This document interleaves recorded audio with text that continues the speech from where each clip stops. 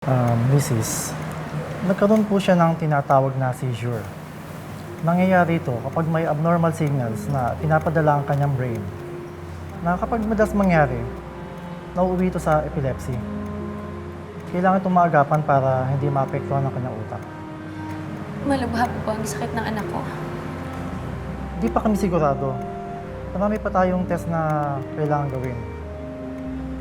And from here, pwede nating malaman kung kailangan pa niya ng maintenance sa gamot. Mrs., kailangan niya itong paghandaan. At may kamahalan ang mga ire-reseta ko sa kanya. Paano, Mrs.? Pupunta muna ako sa mga pasyente ko. Paano po ako? Salamat.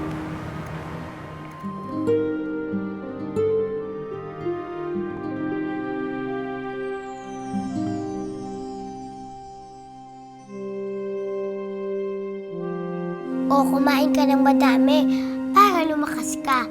At saka para maghabulan na ulit tayo. O yan, hindi ka naman nanalo sa akin sa habulan eh. Naku, nagpapatalo lang talaga ako sa iyo eh, para hindi ka umiyak. Ito kainin mo. Ay, ang yabang. Kain ka pa.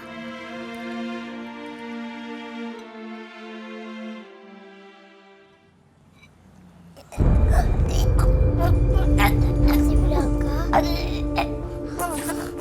Ate Blanca! Ate Blanca! Nay! Ate Blanca! Bakit? Anong nangyari sa kanya? Ate Blanca! Nurse! Ate Blanca! Tulong! Ate Blanca! Sorry, Ate Blanca! Sorry, Ate Blanca! Ate Blanca! Ate Blanca, sorry!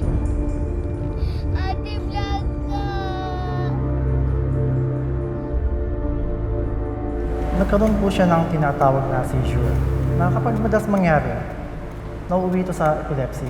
Kailangan itong maagapan para hindi maapektuhan ang kanyang utak.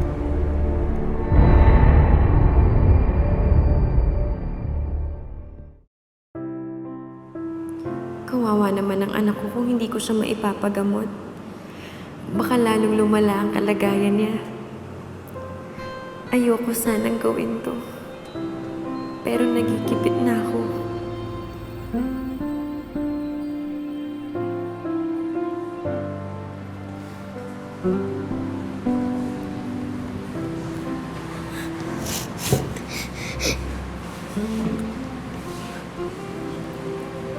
Mga anak,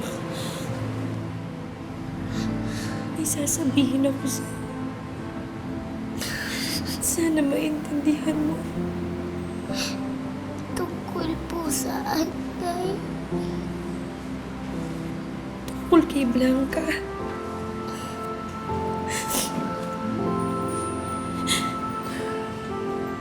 Ipapaampon ko na siya kay Ma'am Priscilla. Ibibigay ko na ang kapatid mo sa kanya.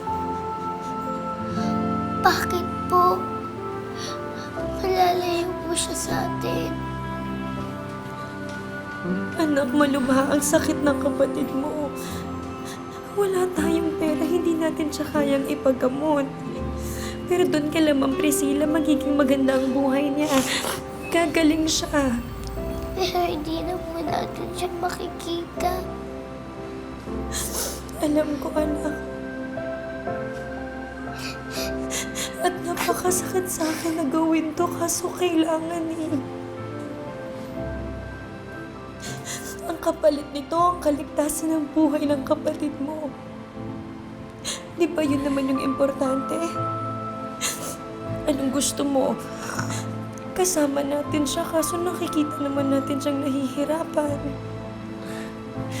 Mahal na mahal ko kayong mga anak ko. At ayokong mangyari ang lahat ng to.